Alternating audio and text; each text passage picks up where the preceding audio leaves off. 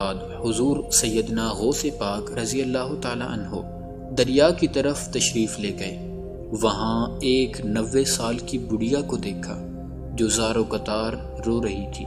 ایک مرید نے بارگاہ غوثیت میں عرض کیا، مرشدی، اس ضعیفہ کا اکلوتا خوبرو بیٹا تھا، بیچاری نے اس کی شادی رچائی، دولہا نکاح کر کے دلہن کو اسی دریا میں کشتی کے ذریعے اپنے گھر لا رہا تھا کہ کشتی الٹ گئی اور دلہا دلہن سمیت ساری بارات ڈوب گئی۔ اس واقعے کو آج 12 سال گزر چکے ہیں، مگر ماں کا جگر ہے، بیچاری کا غم جاتا نہیں ہے۔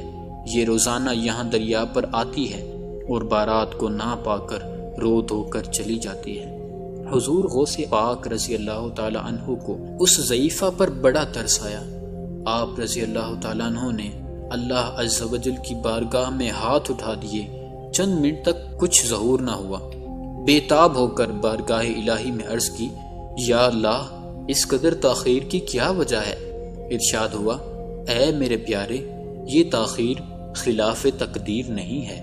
ہم چاہتے تو ایک حکم کن سے تمام زمین و آسمان پیدا کر دیتے، مگر بمقتضائے حکمت 6 دن میں پیدا کیے۔ بارات کو ڈوبے ہوئے 12 سال ہو چکے ہیں، اب نہ وہ کشتی باقی رہی ہے، نہ ہی اس کی کوئی سواری۔ تمام انسانوں کا گوشت وغیرہ بھی دریائی جانور کھا چکے ہیں۔ ریزہ ریزہ کو اجزائے جسم میں اکٹھا کروا کر دوبارہ زندگی کے مرحلے میں داخل کر دیا ہے۔ اب ان کی آمد کا وقت ہے۔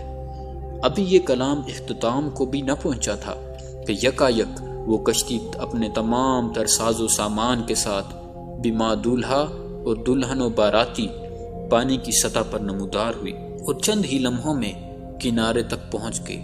تمام باراتی سرکار بغداد رضی اللہ تعالی عنہ سے دعائیں لے کر خوشی خوشی اپنے گھر پہنچے۔ اس کرامت کو سن کر بے شمار کفار نے آ کر سیدنا غوث العظم رضی اللہ تعالی عنہ کے دست حق پرست پر اسلام قبول کیا۔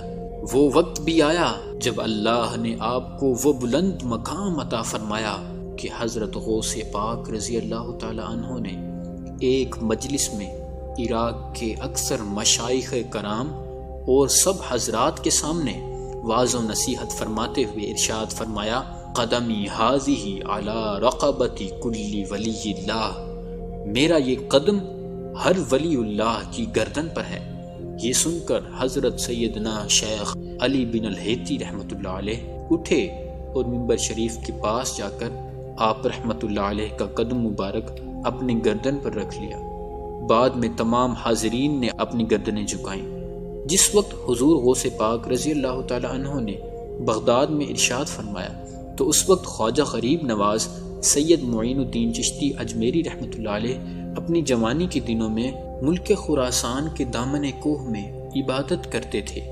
وہاں بغداد شریف میں ارشاد ہوتا ہے اور یہاں غریب نواز اپنا سر جھکاتے اور اتنا جھکاتے ہیں کہ سر مبارک زمین تک پہنچ جاتا ہے اور فرماتے ہیں، آپ کے دونوں قدم مبارک میرے سر پر ہیں اور بلکہ میری آنکھوں پر ہیں۔ اسی طرح تمام اولیاء اللہ نے آپ کے اس حکم پر اپنی گردنیں جھکائیں۔ شیخ خلیفہ رحمۃ اللہ علیہ نے سرور کائنات، فخر موجودات، باعث تخلیق کائنات صلی اللہ علیہ وآلہ وسلم کو خواب میں دیکھا اور عرض کیا کہ حضرت شیخ عبد القادر جیلانی نے قدمی حاذی علی رقبتی کل ولی اللہ کا اعلان فرمایا ہے۔ تو سرکار دو عالم صلی اللہ علیہ وآلہ وسلم نے ارشاد فرمایا، عبد القادر نے سچ کہا ہے، اور کیوں نہ کہتے جبکہ وہ قطب زمانہ اور میری زیر نگرانی ہے۔ حضور سیدنا غوث اعظم فرماتے ہیں، تمہارا ظاہر و باطن میرے سامنے آئینے کی طرح ہے۔ اگر شریعت کی روک میری زبان پر نہ ہوتی تو میں تم کو بتاتا کہ کیا کھاتے ہو اور کیا پیتے ہو اور کیا جمع رکھتے ہو۔ آپ نے فرمایا کہ میرا کوئی مرید بغیر توبہ کیے نہیں مرے گا۔ اگر میرا مرید مغرب میں ہوا اور میں مشرق میں ہوا، اگر میرے مرید کا صدر کھل گیا تو میں اس کے صدر کی پردہ پوشی کروں گا۔ ایک مرتبہ کچھ لوگ آپ کی خدمت میں حاضر ہوئے اور کہا کہ حضور والا، اگر کوئی شخص آپ سے بیعت تو نہ کرے مگر آپ کا ارادت مند رہے اور اپنی نسبت کا اظہار آپ سے کرے تو کیا وہ آپ کے مریدین میں شمار ہوگا اور ان کی فضیلتوں میں شریک ہوگا کہ نہیں؟ تو آپ نے فرمایا جس شخص نے اپنے آپ کو میری طرف منسوب کیا اور میرے ارادت مندوں کے حلقے میں شامل ہو گیا تو انشاءاللہ اللہ تعالیٰ اس کو قبول فرمائے گا اور اس پر رحمت نازل فرمائے گا۔ اگرچہ اس شخص کا یہ طریقہ مکروہ ہے، مگر ایسا شخص میرے اصحاب اور مریدین میں سے ہے، اور میرے پروردگار نے اپنے فضل و کرم سے وعدہ فرمایا ہے کہ میرے تمام اصحاب اہل مذہب میرے طریقے پر چلنے والوں اور مجھ سے محبت کرنے والوں کو جنت میں جگہ عطا فرمائے گا۔ آپ فرماتے ہیں مجھے اللہ تعالیٰ کی عزت و جلالت کی قسم ہے، میرا ہاتھ میرے مریدوں پر اس طرح ہے جس طرح زمین پر آسمان کا سایہ۔ اگر میرے مرید عالی مرتبہ نہیں ہیں تو کیا ہوا، میں تو اللہ کی کرم سے اس کی بارگاہ میں عالی مرتبہ ہوں۔ اے میرے مرید خوش رہ اور بے باک ہاتھ بحکم رب العالمین جو چاہے تو کر گزر کہ میرا نام جو بڑا ہے تیرے پاس ہے۔ اے میرے مرید تو مت ڈر، اللہ کریم میرا رب ہے، اس نے مجھے رفعت و بلندی عطا فرمائی ہے اور میں اپنی امیدوں کو پہنچا ہوں۔ خدا تعالیٰ کے تمام شہر اور ملک میری نگاہ میں رائی کے دانے کی طرح ہے اور میرے حکم اتصال میں ہے۔ اللہ تعالیٰ نے مجھے جملہ اقطاب کا مختار بنایا ہے، بس میرا حکم ہر حال میں جاری ہے۔ کوئی مہینہ اور سال ایسا نہیں جو اپنے ظہور سے پہلے میرے پاس نہ آئے۔ سورج روزانہ طلوع ہوتے وقت مجھے سلام عرض کرتا ہے اور ہر نیا سال جب آتا ہے تو مجھے سلام عرض کرتا ہے۔ جو کچھ اس سال بھر میں وقوع پذیر ہونا ہوتا ہے اس کی مجھے خبر دیتا ہے، اور ہر ہفتہ جب شروع ہوتا ہے تو مجھ پر سلام عرض کرتا ہے، اور جو کچھ ہفتہ بھر میں ہونا ہوتا ہے اس کی مجھے خبر دیتا ہے، اور ہر دن مجھے سلام کرتا ہے، اور دن بھر میں جو کچھ ہونا ہوتا ہے اس کی مجھے خبر دیتا ہے۔ مجھے اپنے رب جلیل کی عزت و عظمت کی قسم میرے سامنے نیک بخت اور بدبخت لوگ پیش کیے جاتے ہیں۔ میری نظر لوح محفوظ پر ہوتی ہے، میں اللہ تعالیٰ کے علوم اور مشاہدات کے سمندروں میں تیرنے والا ہوں۔ میں زمین میں تم پر اللہ تعالیٰ کی حجت ہوں، رسول پاک صلی اللہ علیہ وآلہ وسلم کا نائب ہوں اور زمین پر ان کا وارث ہوں۔ قیامت تک میرے مریدوں، محبوں اور دوستوں میں سے جو کوئی ٹھوکر کھائے گا میں اس کا ہاتھ پکڑ کر اس کو سہارا دوں گا۔ مجھے اپنے رب کی عزت و جلال کی قسم میرے قدم میرے رب کے سامنے برابر رکے رہیں گے یہاں تک کہ میں اور میرے مرید جنت میں نہ چلے جائیں۔ حضرت محبوب سبحانی غوث سمدانی شہباز لامکانی قدس اللہ سرہ النورانی توحید خالص اطاعت رسول مقبول صلی اللہ علیہ وآلہ وسلم اقامت دین مبین اور احیاء اسلام کے عظیم علمبردار تھے۔ حضرت کے ابتدائی دور میں طرح طرح کے فتنوں کا سیلاب تھا۔ اگر ایک طرف فسق و فجور، بدعات اور منکرات کا زور تھا تو دوسری طرف اعتزال الحاد اور زندگا کا بازار گرم تھا، لیکن آپ نے ان سب کا مقابلہ کرتے ہوئے عمر بھر مخلوق خدا کو شریعت مطہرہ کی تعلیم سے روشناس کرایا۔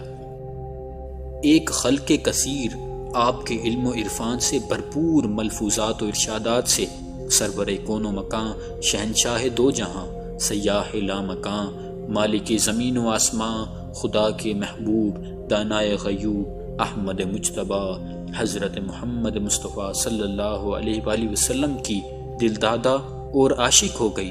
آپ نے فرمایا ہمیشہ رسول کریم صلی اللہ علیہ وآلہ وسلم کے مبارک نقش قدم پر چلو، کیونکہ قرآن مجید میں ارشاد ہوتا ہے قل ان کنتم تحبون اللہ فاتبعونی یحببکم اللہ۔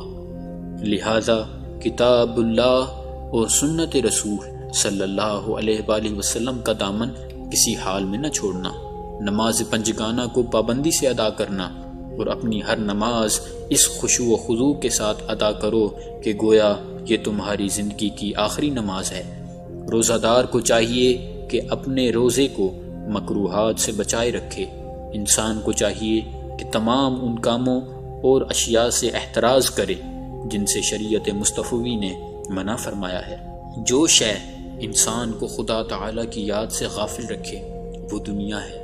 انسان کو چاہیے کہ وہ دنیا کو دل سے نکال کر ہاتھ میں رکھے، تو پھر وہ اس کو دھوکہ نہ دے سکے گی۔ سچائی اور راست بازی اختیار کرو۔ اگر یہ دونوں صفتیں نہ ہوتی تو کسی شخص کو بھی قرب الہی حاصل نہ ہوتا۔ آپ رضی اللہ تعالیٰ عنہ 561 ہجری کو بیمار ہوئے اور علالت کے دوران آپ کے صاحبزادہ حضرت سیدی شیخ عبد الوہاب رحمۃ اللہ علیہ نے آپ کی خدمت عالیہ میں حاضر ہو کر یہ عرض کیا، حضور والا مجھے کچھ وصیتیں ارشاد فرمائیے جن پر آپ کے انتقال کے بعد عمل کروں۔ تو آپ نے فرمایا، اے برخوردار، اللہ کے تقوی کو اپنے اوپر لازم کر لو، اللہ کے سوا کسی سے خوف نہ کرو، توحید کو لازم پکڑ لو۔ جب دل اللہ تعالیٰ کے ساتھ درست ہو جائے تو اس سے کوئی چیز خالی نہیں رہتی اور اس کے احاطہ علم سے کوئی چیز باہر نہیں نکلتی۔ میرے پاس سے ہٹ جاؤ، بے شک تمہارے علاوہ بھی میرے پاس کچھ اور حضرات تشریف لائے ہوئے ہیں، ان کے لیے جگہ فراخ کر دو اور ان کے ساتھ ادب سے پیش آؤ اور جگہ کو تنگ نہ کرو۔ آپ ملائکہ کی جماعت اور ارواح مقربین کے آنے پر ان کو سلام کا جواب بار بار دے رہے تھے اور فرما رہے تھے، بسم اللہ آؤ۔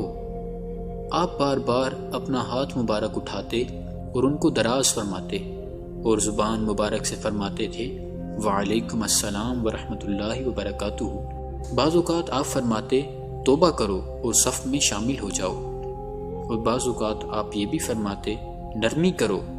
اس کے بعد آپ کے پاس حق آیا اور موت کے آثار شروع ہو گئے اور زبان مبارک پر یہ الفاظ جاری ہو گئے، میں مدد چاہتا ہوں لا الہ الا اللہ محمد الرسول اللہ کے ساتھ، جو پاک اور برتر ہے اور ایسا زندہ ہے جسے موت کا خوف نہیں، پاک ہے وہ جو قدرت کے ساتھ سب پر غالب ہے اور بندوں کو موت کے ساتھ مجبور کرتا ہے، لا الہ الا اللہ محمد الرسول اللہ۔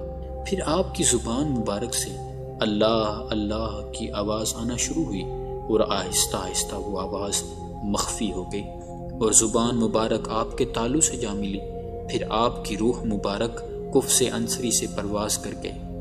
آپ کی اولاد کثرت تعداد میں تھی، جن میں سے زیادہ مشہور یہ ہیں، سیدنا شیخ عبد الوہاب، سیدنا شیخ عیسیٰ، سیدنا شیخ عبد العزیز، سیدنا شیخ عبد الجبار، سیدنا شیخ عبد الرزاق، سیدنا شیخ محمد، سیدنا شیخ عبداللہ، سیدنا شیخ یحییٰ، سیدنا شیخ موسیٰ،